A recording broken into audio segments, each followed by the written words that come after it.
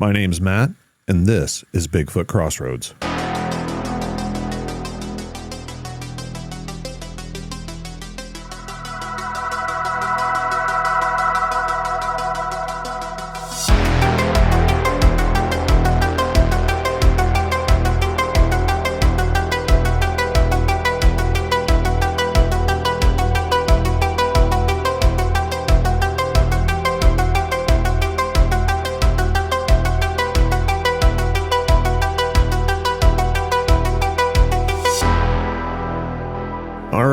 I'd like to welcome Troy and Desi to the show. They emailed me a while back about some experiences they had while they were out in the woods. And I wanted to get them on here and have them tell their story because they had some experiences that were very similar to some of the things I've experienced myself back in the day. So Troy and Desi, welcome. How are you? Doing well, Matt. Yeah, thanks, Matt. We're doing good. Thanks for having us. Oh, absolutely. Now, whenever I was reading over your email, I mean, call me crazy, but I don't think you guys were just out there, camping and picnicking. I mean, you guys had a purpose while you're out there. You guys come across as maybe some Bigfoot researchers? Yes. Yeah, we've been doing it for a little bit. I had some spotted interest over the years. Really, I was more of a skeptic than a believer. What turned me into it, into taking the subject a little bit more seriously, was as I used to hunt quite a bit, I would have some unusual experiences in the woods. So with that, I would go ahead and say, geez, this stuff is kind of odd. What's going on? I couldn't really put my finger on what it was. And my background is I've been an engineer for many years. So for me to look at this as a real thing was very difficult until that one night. And Desi can fill you in on a lot more. Go ahead, Des. Yeah, no, maybe my, story is different from Troy in the sense of I've always, I guess since I was a child, had a family that raised us to maybe think about things that are more unique in nature, things that you don't see every day as a normal part of life. And I had a grandfather who really invested a lot of his life in researching different types of things that you really often didn't talk about in the 80s. And so, he was really devoted to learning about ghosts and aliens and Sasquatch and sea creatures and you name it. And he would tell us stories about things that he had read and the purpose of him just really wanting to know what the world already, are all holistically consisted of, aside from the things we just take for granted. And that always stuck with me and a few of my family members, and we never really shook it. And I never had, an experience growing up as a kid that made me think this creature may exist. I've had other experiences that really piqued my interest, but it was one of those things like it never really lost a range of focus in my mind, and it kind of hung on to me. And I wasn't really quite sure, but it was very difficult to find people that wanted to research, learn, and invest their time into something like this. And so the unique nature of this field really makes it difficult to find others like you. So when you do come across people that consider this as a possibility or a reality, you hold on to them, especially if you get along with them. So yeah, my story is a little bit different than Troy. It was more of how I was raised and to be looking at the world differently. I think it's good that you guys have different backgrounds and different origin stories whenever it comes to this topic, though, because it allows you to look at things from different perspectives. And in this situation, especially where, you guys had what sounds like to me a Bigfoot encounter, where you're both experiencing the same thing at the same time, but you have those different trains of thought and ways that you go about problem solving and analyzing the situation. So that can be really helpful. And you're absolutely right. Whenever it comes to this subject matter, it is hard to find people that share this interest without just seeing it as a big joke or a waste of time, because a lot of researchers do spend a lot of time and money out of their own pockets, and I'm sure you guys know all about that. How did you end up at this location? Why were you there exactly? It was interesting because I had gone to, because of my experiences, I said, you know what, I think I got to dig in a little bit deeper. So I had gone to a conference, a Bigfoot conference, and I actually ran into Desi there, and we kind of talked about it, and there was, we started going out to just checking different areas out, and there was this, all of a sudden, she called me one night, she goes, hey, you want to take a run down to this area and check it out? And the area is in the Green Swamp in Florida. Mm-hmm. And I go, yeah, sure. Yeah, let's go. And we went out there. What time was it that we went out there approximately? So I think we started on the trail at 5:30 a.m. on a Friday. Yeah. Yeah, that's right. Yeah, Friday. And it was one of those things where I decided randomly, like maybe it was, hey, I need a break from work the next day, or I can't shake some of the other things I really want to learn more about. And so I thought maybe I'll take Friday off and let me just see if Troy's available. And, by happen chance he was. And I mean, the trip was planned easily within, 12 hours. It wasn't like we had this slated for, a week, a month. It was completely random because usually our experiences when we go out, they're very planned. The course of action. Mm-hmm. So yes, it was. It just happened to be possibly a lucky morning. Yeah, we think it was a lucky morning. It was. We arrived at the location, got our stuff together. We went out onto the road, and actually, I had night vision from hunting, right? So I always bring that along. And we went out. We hit the road. It takes me about an hour to get there. Would it take you about the same, Dave? Yeah, it's usually an hour, 15, 20 minutes. That early in the morning, it's pretty smooth sailing. Right, yeah. We arrived there, again, loaded up our equipment in our backpacks, and then we hit the trail. It was a dirt road, and we were out there, and Matt, you kind of hit it on the head, the different perspectives as far as identifying what could be something unusual or not. Deb's heard the whistle. She heard a whistle, and I'm blowing that off. I'm like, I've been hunting for years. That's I don't even listen to those things. Right. And I've actually changed my perspective because I have to start listening to the smaller things, the little things. And she stopped me, and she goes, "I hear a whistle," and I'm like, that's nothing. Right, my hunting thing kicks in. Right. Kicks in, right, and we go further, and we hear it again.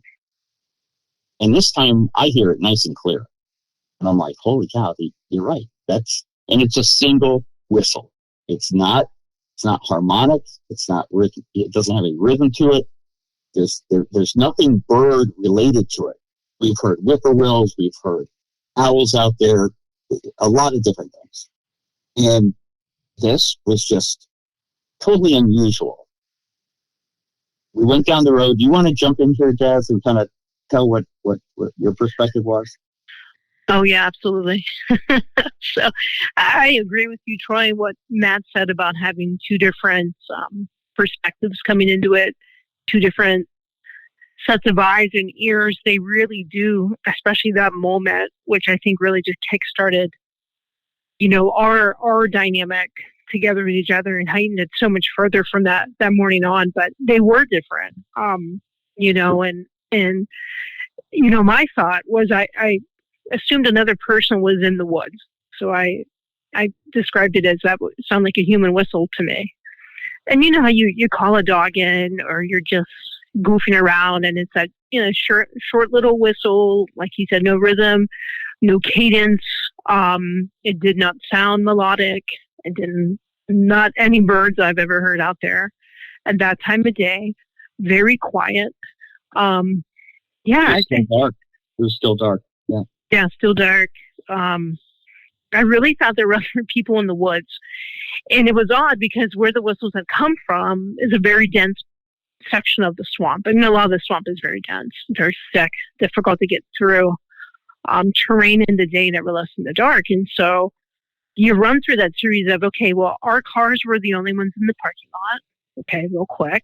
And then you're processing that. Are we in harm? Like, is somebody else out here? Like, we came at a bad time, like, yeah, that there's the element of surprise, but the fear that set in, at least for myself, because I didn't know if we were in danger. That's where my mind had gone. Now, if it was one or two whistles in that moment and nothing else happened, then I know both of us we'd be on the same, had the same perspective. Okay, that was probably a bird we never heard, or an insect we've never heard, something unique, and then you move on from it. But it didn't, like Troy said, it kept getting more crystal clear. It was, it became so prominent that it felt like it was signaling something or someone. Did it seem like it was actually coming closer, or was it in the same location this whole time? This first set that we heard was in the same location, but it seemed like every whistle got louder. And it definitely got louder, and it was moving. And the interesting thing that blew me away was that as the whistles moved, it stopped whistling from where it was originally located. So the whistles were kind of following us. There was at one point we stopped. I broke out the night vision. I had an old Gen 1. I'm ex-military, right? So I broke out the night vision. I'm looking around. I don't see anything. Night vision's okay. It's not perfect. Thermal's so much better. Anyway, I didn't see anything. So we sat in this one location, maybe, 3 or 4 minutes. We heard a couple more whistles. We got up. We kept on going. As we rounded the corner, the whistles got parallel with us. And where we originally heard the whistles, there was no more whistles there. So it had moved parallel to us. We continued a little bit further. And if I'm missing something, Des, go ahead and jump in. And there's no, you're sounding good. Mm-hmm. Okay. There's a point where I'm looking with the night vision. She's got her green headlamp in her hand, kind of hanging down from her left hand, and I'm looking with the night vision out. And there was a crack, snap, and a whistle. And it was again parallel. It was actually probably just north of us. Parallel, I'd say about 75 to 100 yards. That's what I estimated. And I hear it. And I'm like, that can't be a bird. There's no way this bird would be following us. And then it cracks something like that. And it's dark. It's dark. So at the same time, she says to me, she goes, Troy, what's this? And I turn around, and at that point, my life changed. There was a footprint, bare footprint in the sand on this dirt road. And I'm like, I can't believe this. I was dumbfounded because now the reality strikes that this could possibly be something. Yeah, right. Exactly. Yeah. I was totally, my logic that I used was totally gone at this point because I'm like, holy cow, this just could be something. I'm Des, jump in. I feel like I'm talking a lot here. But no, I love hearing you talk because this is the ultimate goal of those that believe in things that others may have not at one time. So this is what we look forward to. It totally converted me at that point. There's this footprint. So we're looking at this footprint, and I say to Des, that's it. We're not going to be moving far from here today. Our thing is over, really. We put our equipment down, and we start looking for others. We end up finding 13 footprints at that location. And they met, as we measured it, it was 6.5 inches long, approximately 3.5 inches wide. It did not have the human shape that we normally have with our arch in our foot. It was a flat foot, and you could see where the toes actually dug in and pulled the sand up. So there was motion to it. There was, and we went through all the possibilities. Okay, could somebody be out here? And we're in the swamp. There is not any swimming areas nearby. The nearest house is probably 5 air miles away. Now the road at this point, I think we're about a mile from the main road. And of course, that's going through the middle of the green swamp area. In the middle of the green swamp area. So we're looking at this and we're going, we're just dumbfounded. And you can probably hear it in my voice. Sometimes I just can't explain it. Anyhow, we measured the tracks. They were 36.5 inches in stride, heel to heel. Step, heel to heel. 70 inches, approximately 67.5, 70 inches the stride, right foot to right foot. The angle of gait was very narrow. I would say maybe 1 degree, 2 degrees. We took all the measurements. And the, what's the last one? I can't remember. Anyhow, it's a displacement between the right foot and the left foot. And it was almost zero. Might be an inch or two. It met all the criteria of what we would say a Bigfoot would be. And that totally blew me away. Desi, I mean, what was your initial thought process whenever you looked down and saw this? The thing that definitely jumped out the most was the way the toes had gripped the trail. And the trail, like, Troy's saying, it's a typical Florida trail. So for us, sand and shell, it's not very deep. I think what the underneath of this trail is like clay substrate or something like that. So it's very difficult to leave thick impressions. We rarely see boots on the trails because it's just not that type of material that's easy to leave something behind. And so that jumped out at me. And everything had happened so fast up to that point. So I think there's like that series of, oh my goodness, is that really what that is? And if it is, where are they at right now? Are they watching us? They're curious creatures. They're probably watching us. What are we missing as we look down? What do you do in that moment? Because you can't freeze time. Right. And I honestly could not believe it.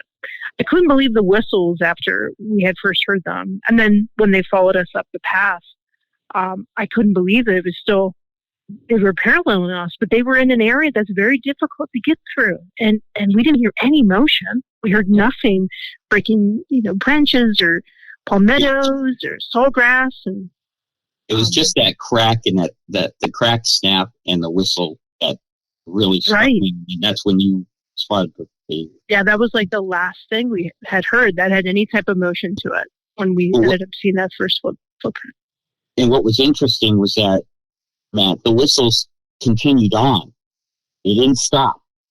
Once they continued on and passed us, so we could hear them further to the west because they were heading from east to west, further to the west.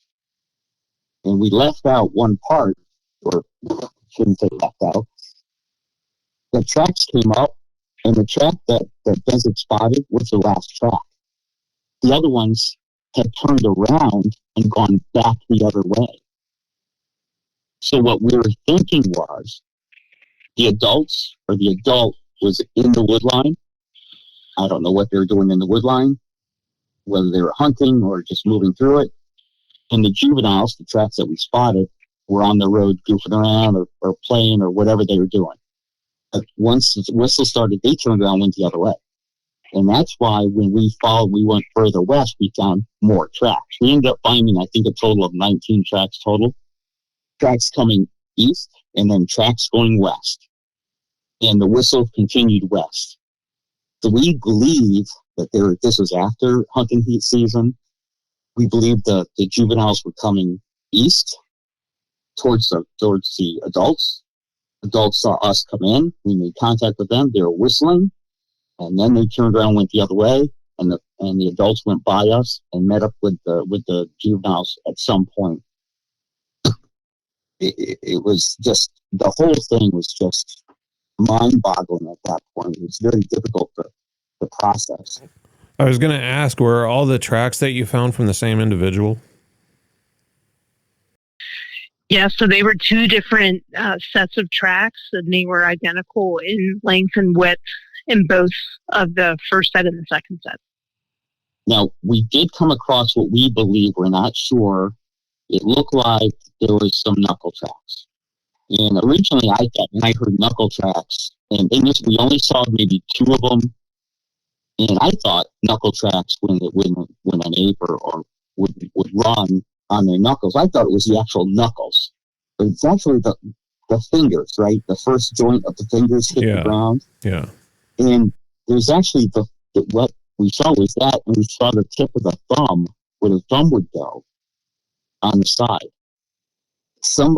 We had showed some of the photos of the tracks to another person, and they had seen they believe that they see a smaller track next to it. I don't know whether it's, after you start seeing some stuff in the sand, things start looking like track. It wasn't nothing of an impression for me to say that was a track. And they were saying, well, the little one got picked up by the other one. They turned around, they went the other way. I don't buy into that yet.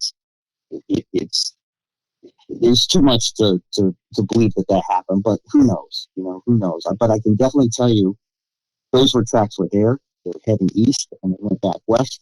The whistles continued west, and we stayed there, measured all those tracks, and it was just absolutely amazing.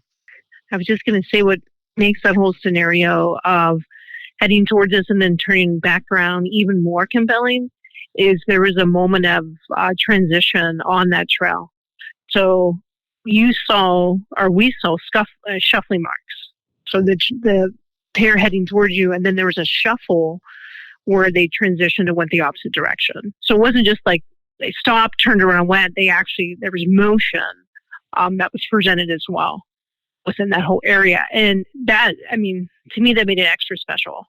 And we were able to see that easier because the way it kicked up the sand and shell, it brought up a darker consistency of the trail that was highlighted compared to the rest of the trail because it was dug up. Mm-hmm. Now, earlier you mentioned when you came around the curve in the trail, this track, it was after the curve. How far after the curve do you think you were out of sight of the juvenile, and then as you approach this curve, the adults may have realized, like, hey, they're coming towards that curve, let's warn it? Yes. Yep, that's what we think happened. Yep. Yeah, distance-wise, what would you say, Troy, from the second set of whistles that we heard, which were probably the more dominant alert to, like, okay, if they're still on there, they need to go. They play everything so safe, right? And they're so strategic in where they present themselves. So my mind immediately thought the first set is what signaled to them to make a change. But maybe that wasn't. Maybe, like, there's humans out here, but you're okay. And then when they saw we made a left, and we didn't make a right, because where the trail veers to the left, this curve area we're talking about, we would have the option to go to the right, but it was more of a, it's a not as well maintained trail, so that's a little bit more difficult in the dark. But maybe that was the final call, possibly. That could have been. But we were also thinking that, well, heck, were they distracting us initially and contacting the other ones with a whistle?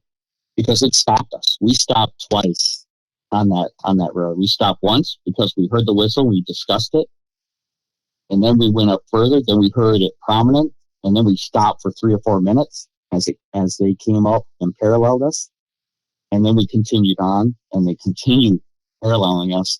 And at that point, that's when we found that track after the final. After we found the track, and we didn't move any further. That final crack and whistle there at that location, we're stopped at that point. And as the whistles continued further west, we were working on the tracks, and we were using that green headlamp. And without that green headlamp, and without us being there at night, I'm not sure we would have seen those tracks. Because as the light came up, we started losing the tracks in the light. Because with the green headlamp, we get shadows. We had shadows there at night. So as the light came up, the area got flooded, the shadows disappeared, and it was very difficult to spot the tracks. I shouldn't say very difficult, but it was difficult to spot the tracks. You could have easily overlooked them had it been daylight. Absolutely. No question. No question. Plus, Matt, you have these wildlife management trucks, service trucks that go down this trail, maybe just to check on the environment. How many times a day? So anything that's on there, more than likely, if it did leave a mark or a track, it gets destroyed by these trucks. Now, is this an area that has like a history of Bigfoot activity?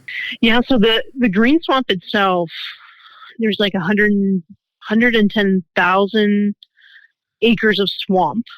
And then the entire, like around the entire dimensions is 560,000 acres of wetlands. So amongst that area, I think Bigfoot Mapping Project has 9, I think, different accounts ranging from sightings to audio. So, per square mile, to me, in my opinion, based on a lot of our things I've learned in this state, I'm not originally from here, so there's still a lot of learning to do. That's a nice amount. And we've had people tell us things and they've never reported it. So those 9 are the only ones that are been reported either through the BFRO or directly to the Bigfoot Mapping Project. So, proximity, the protected land, that area gets hit with a lot of precipitation, just like most of the state does itself. It is, outskirts of where a lot of people live. I think there's a lot of factors, the wildlife, all of that kind of point to that would be a safe place to reside, especially when it's not hunting season. In this location that you were at, was it just a situation where you were just like, hey, I think this might be a good spot to go?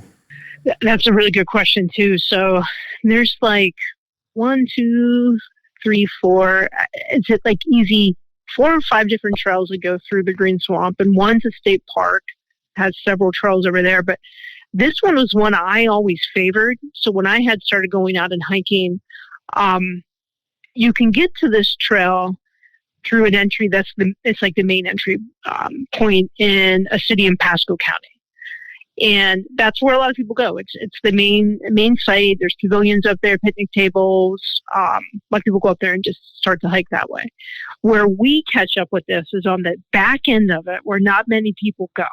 It's, like I said, you'll have surface workers come through. There'll be some people there, but it's very minimal traffic compared to the main entrance. So I always like that because of the privacy, the low-key nature, the lack of people being there.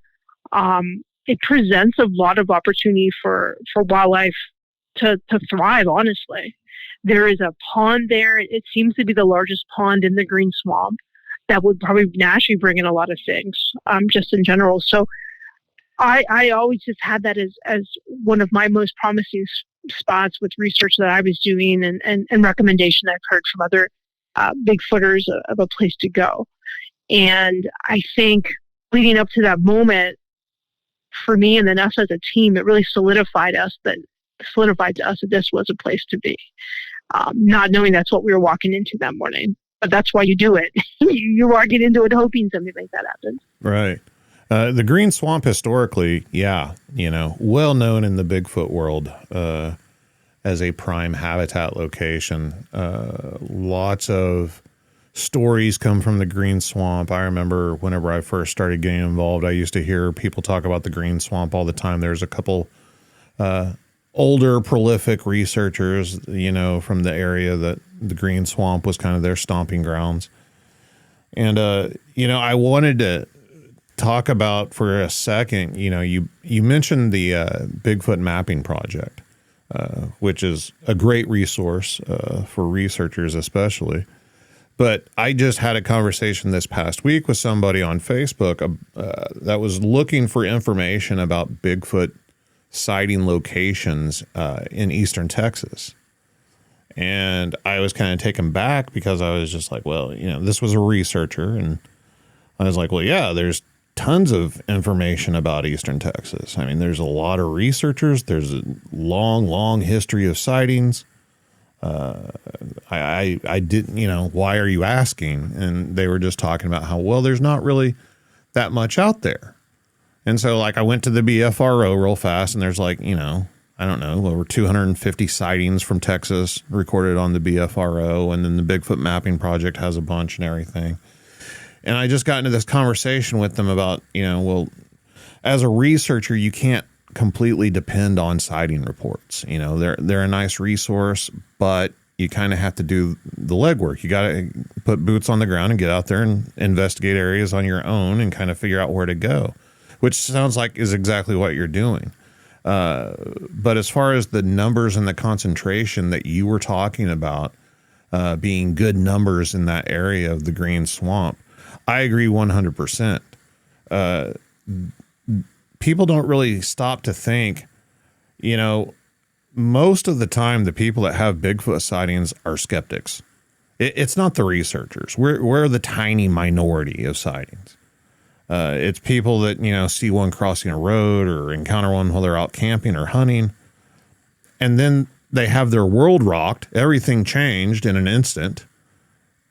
Most of them don't have the presence of mind to then rush home and get on the internet and search out a research organization that takes sighting reports and fill out the forms and everything.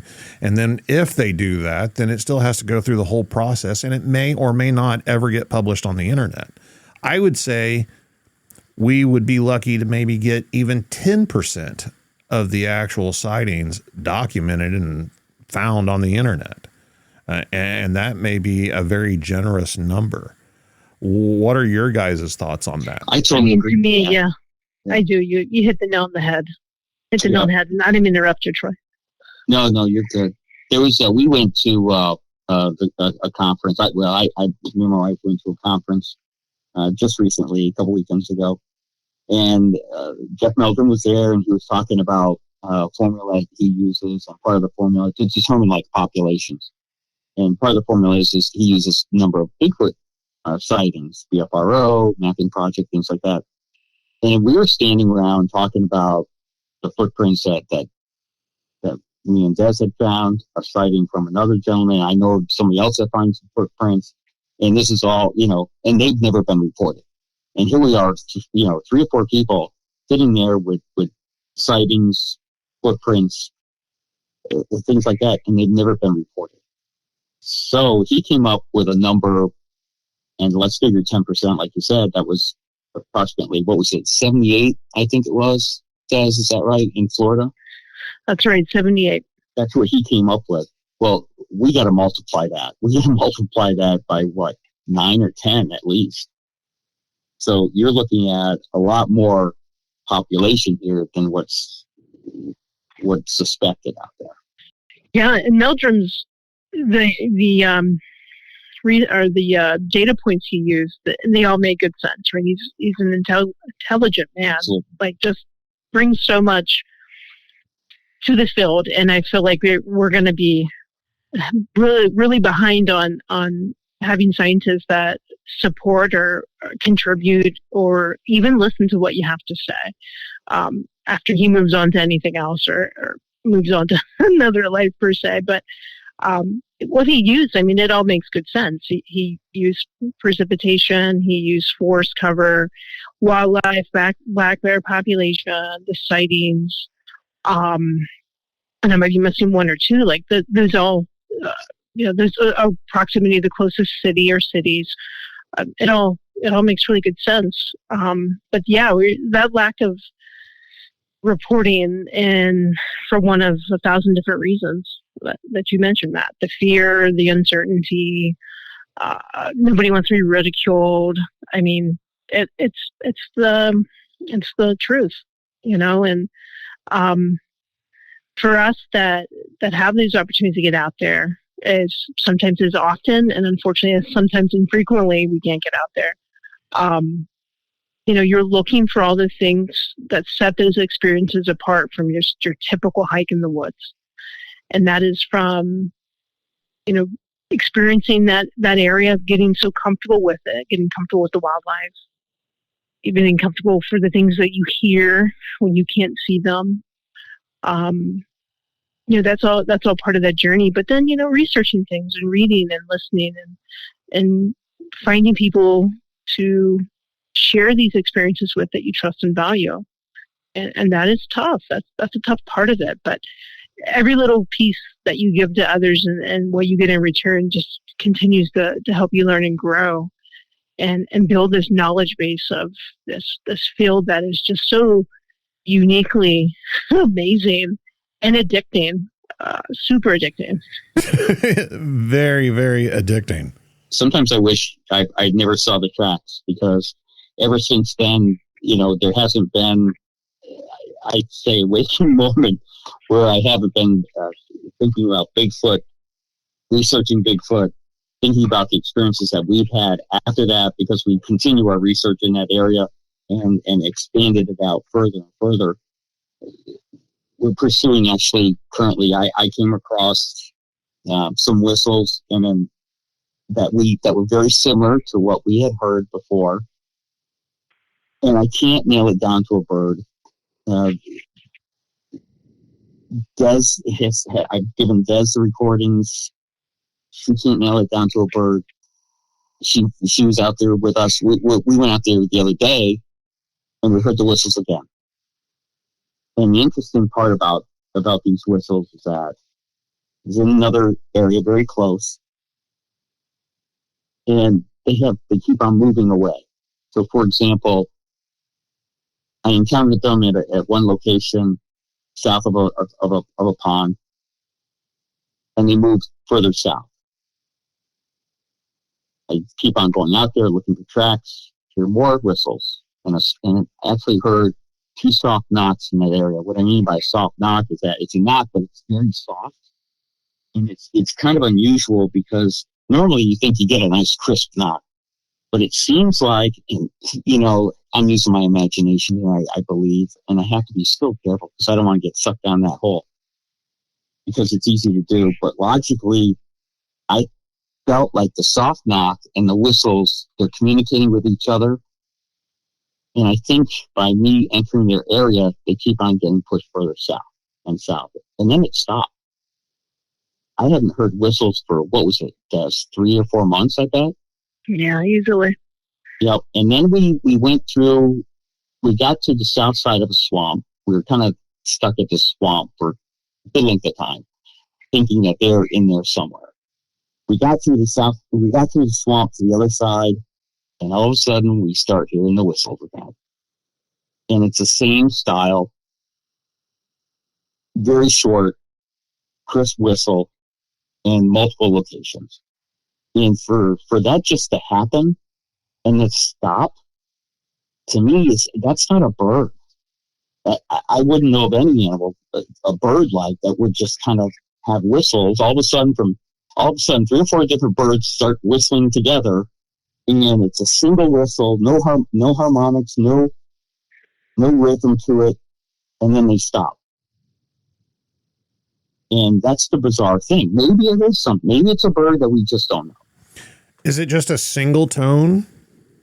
It's single tone, short, and it's multiple locations. And I would think that a bird would continue with some sort of melody, some sort of rhythm, but no, it doesn't. And the odd thing is that where the whistles are, I first encountered them, they're not. I don't hear the whistles there at all anymore. And they keep on moving in the direction I'm kind of, when I come in, further and further away from me, or the areas that I'm looking. So, and the other Sorry, thing go ahead. I was going to say, just don't forget to mention too, in addition to you being a wildlife photographer, so you spend a lot of time in the woods photographing and taking videos. You also submitted that audio to a respectable, gentleman in the audio realm of this research, and his response was interesting. Yeah, his response is, and here we are. I'm 4 miles out, middle of nowhere, right? This area that me and Des are in, we're in the middle of nowhere. And he comes back as, oh, it's mechanical. It's mechanical. But I get it. It's just like melodrama. And, you have to take the information that you're given and look at it for what it is. But that it's not mechanical. There's no way it's mechanical. And the other thing on top of it is that it's some sort of animal. Bird. I don't think it's any kind of mammal I've ever heard. But the closest, it would have to be a bird or a Bigfoot. It has to be. One or the other. But why would a bird give up an area? Because you're in there walking through. I've never heard of a bird give up an area. They usually go back in there after you leave. You'll run into them again. But these things move. And they move what is it? Half mile, quarter mile, a lot more further than quarter mile. It's got to be half mile to a mile now. Yeah, the most recent time we were out there as well, which, unfortunately we got stuck in a very, very severe pop-up storm that was not planned. We wouldn't have been out there if we thought that was going to happen. What's that? We were doing that overnighter.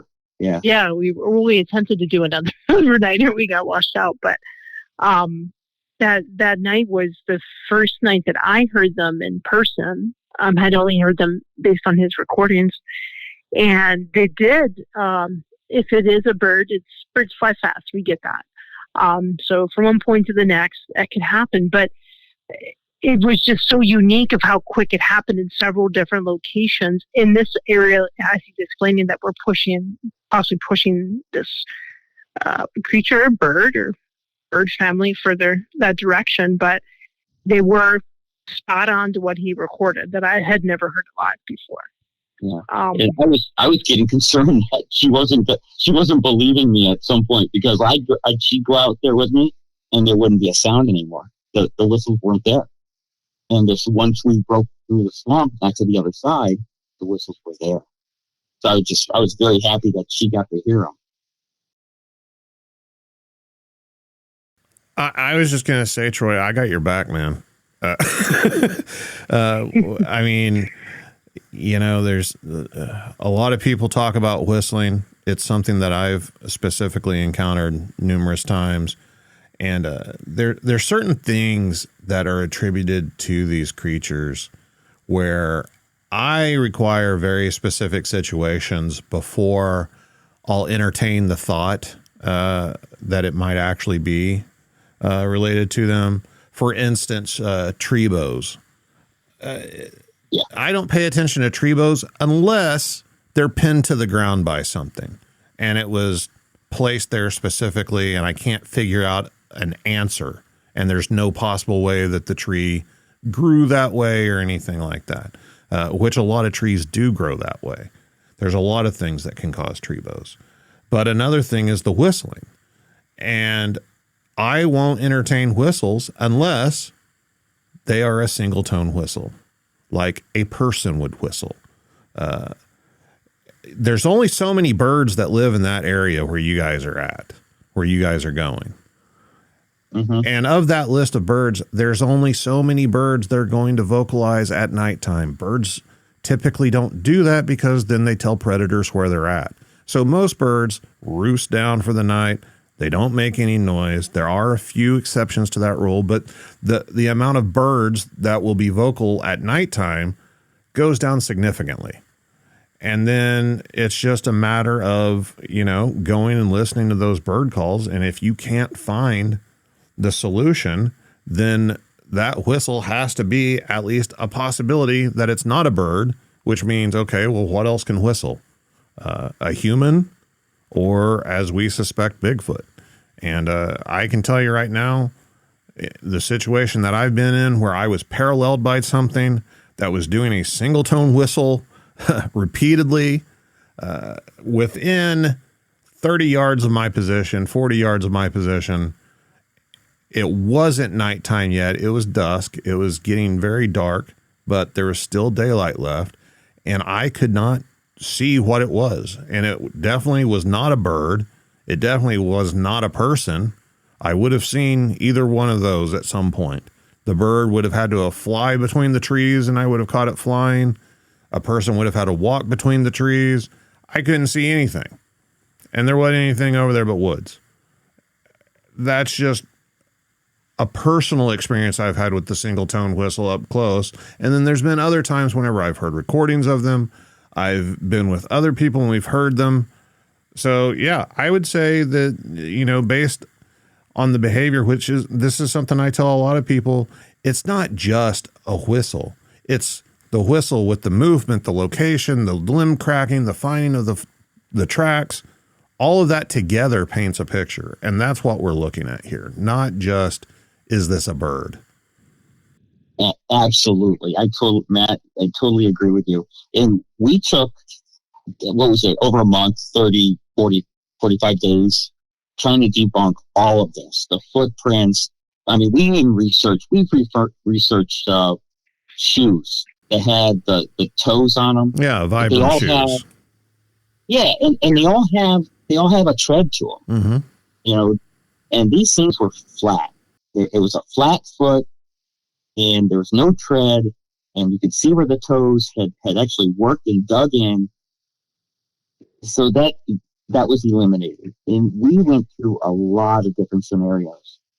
And the measurement, we even looked at the age of we measured our grandkid. I measured my grandkid's foot. You know, he's 4 years old.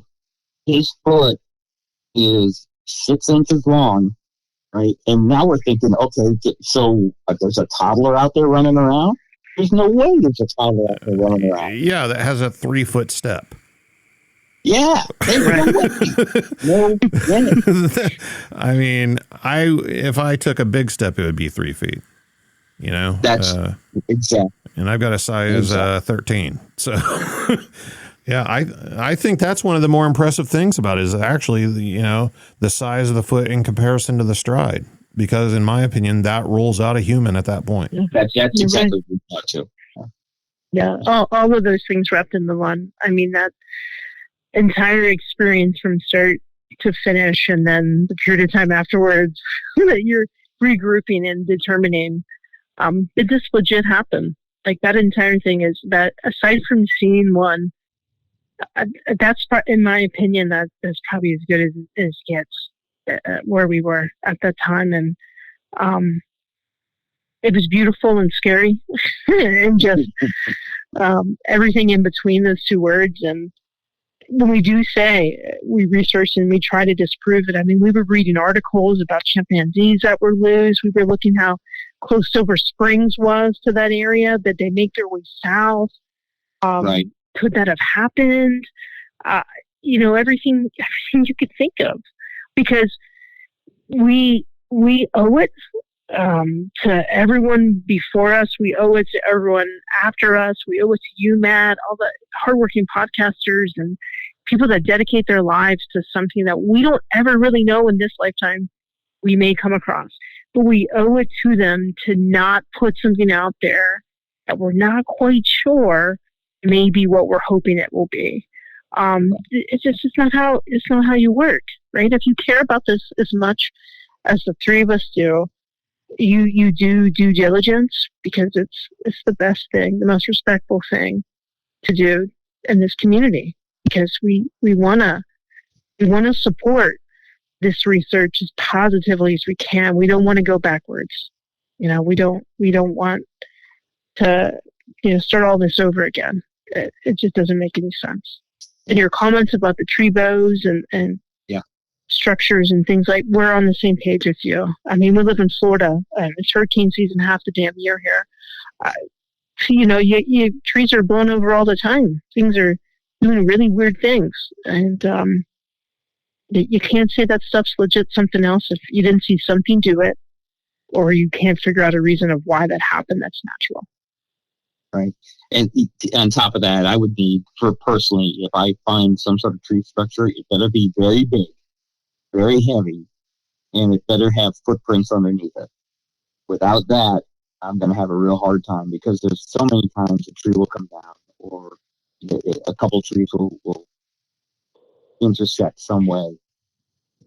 You just can't automatically go to Bigfoot. That's like the last thing that I go to. And even like these whistles, we're still don't know what they are. These whistles that we're currently chasing, we don't know what they are. The whistles that night we have evidence that kind of links them together. We have the movement that links that all together. But what we're chasing now, we're hoping, is a group. We're hoping that it's a small family unit that's got 3 or 4 different people in it, and that the 3 or 4 different Bigfoot in it, and that we can eventually, make contact somehow and get some video or photos or that. I mean, that's the goal, to prove it and see it for ourselves.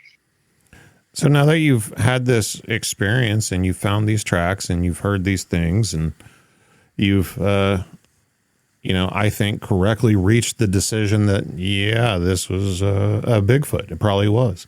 What's the next step? Where do you go from here? Well, I can tell you that as we started off this conversation earlier tonight, the amount of time that we have invested has gone up exponentially. The money that we spend on it has gone up exponentially. We have a ton of equipment now. We go out at night. We go out during the day. And we're in the middle of the woods. There's a lot of things. We carry bear spray. We carry protection because we're not sure what we're going to get into sometimes with other animals out there. But we go out there looking, listening, and we spend a lot of time in the woods.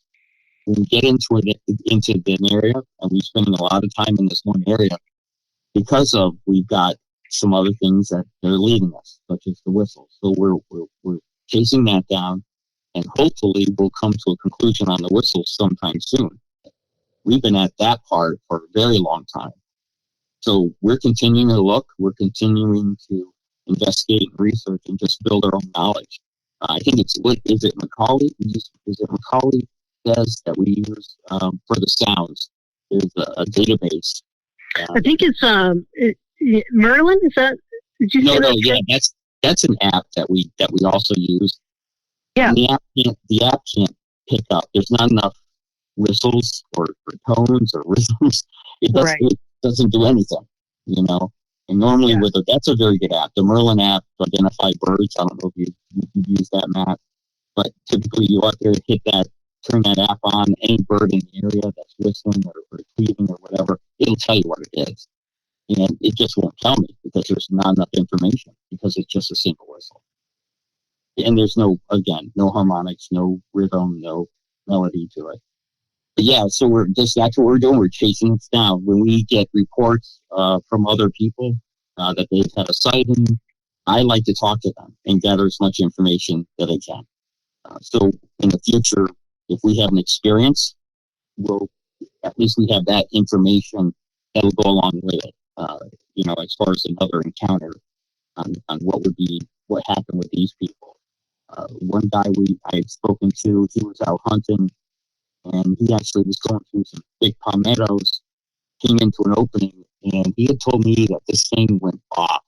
It was in the thick palmettos on the other side. It was very close. It started tearing everything up, screaming, making all sorts of noise. And he was frozen. He was scared to death, didn't know what to do. And finally, this thing went off. He walked back into the woods, and what he suspects happened is that he surprised it, and it was fearful, and it just put on a big display, and then it moved off. So I'm expecting something like that someday to occur. And I want to make sure that as we get into this, that we have some sort of experience or at least knowledge of what may happen so that we don't do the wrong thing and have an issue. Desi, whenever this is all said and done, what do you hope to have accomplished? Honestly, I've been asked this, I don't know, 5-10 different times. And as odd as this may sound, for me to say it out loud again and know that people will be listening to this sometime soon is, I know, like Troy's point of just saying we don't know what we're getting ourselves into. So it's gotta have an open mind, but you also have to have each other's back and be on guard and have the right protection and just expect the unexpected. But the most amazing thing would be if we had an opportunity to actually, and this may sound cheesy, I'm just going to say it, really build a relationship. If there's a pod, a family group that live in that area, for as often as we have spent in this location, and if they are as intelligent as we believe they are, and they are still there, they definitely know our scent. They definitely know our sounds. They have to know it all.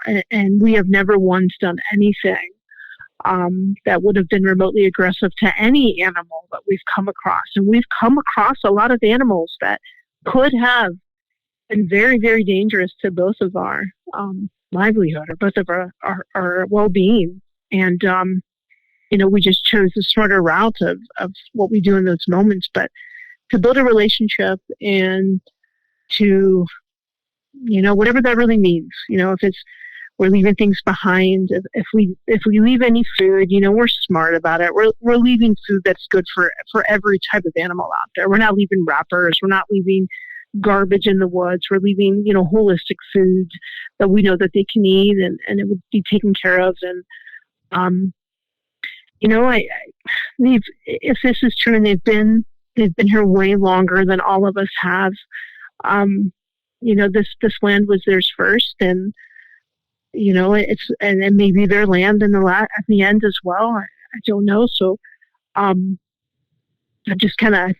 been raised in a way to just kind of do your best in the world and hope that comes back to you. Give your best to the world, hope it comes back to you. And I hope these beings, when we're out there, they feel that. They feel that love and that care and